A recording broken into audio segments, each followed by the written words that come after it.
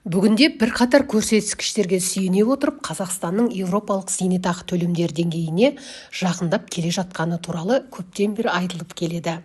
Бірақ құрғақ сандардың артында күрделі көрініс жатыр. Жас зейнетақы жүйесі, тұрақты кірістер және тұрақты инфляциялық қысым. Еліміздегі зейнетақы мен Европадағы күнкөріс деңгейі әртүрлі екендігі белгілі.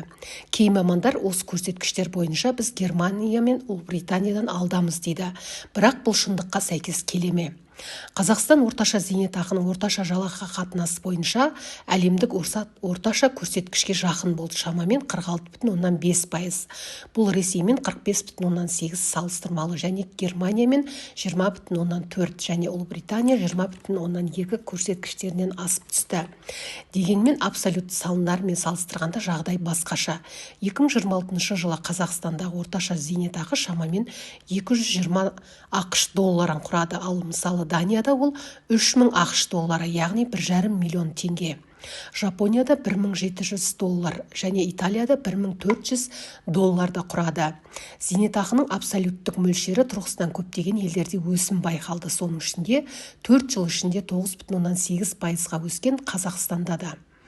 Жалғыз ерекшелік Түркия болды. Онда керісінше төмендеу байқалды. Орташа зейнетақы 699 доллардан 2024 жылы 399 долларға дейін төмендеді.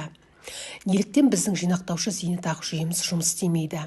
Батыс Европа елдерінде зейнетақылар жұмыс істейтін азаматтардың салықтары мен жарналар арқылы төленетін, жұмыс істеген сайын төленетін моделі басым. Бұл модель тұрақтылықты қамтамасыз етеді, бірақ демографиялық қиындықтарға тап болады. Халықтың қартаюы және бюджеттік ауыртпалықтардың артуы басым.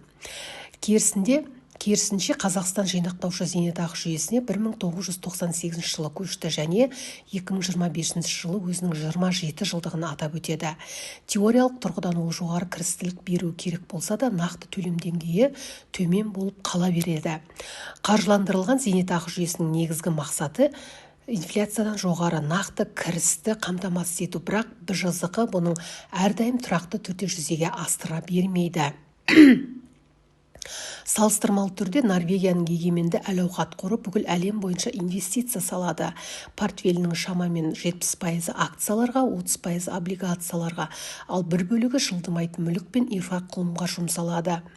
Қорды басқару тәуелсіз және ашық, ал оның стратегиясы ұзақ мерзімді кірістіліктің жоғары болуына қарай қысқа мерзімді ауытқуларға мүмкіндік береді. Инфляция және девальвация ұзақ мерзімді зейнетақы жинақтар үшін негізгі тәуекелдер болып қала береді. Сондықтан зейнетақы аннуитеті бүгінгі таңда ең тұрақты қаржылық қорғау құралдарының бірі болып саналады. Олардың мәні сатып алу қабілетінің жоғары қаупін жеке тұлғадан сақтандыру компаниясына беретіндігінде. Қазақстанның зейнетақы жүйесі үшін ең сезімтал мәселелердің бірі жинақтарды мерзімнен бұрын алу болып қала береді. Қаражатты ішінара алу мүмкіндігі көптеген адамдарға тұрғын үй және денсаулық сақтау мәселелерін шешуге көмектесті.